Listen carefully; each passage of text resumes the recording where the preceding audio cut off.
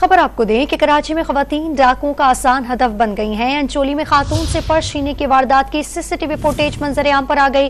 तफसील जान लेते हैं। डॉन न्यूज के नुमाइंदे आसिम खान हमारे साथ मौजूद हैं। आसिम, बताएगा क्या मुल्जिमान की निशानदेही हो गई है?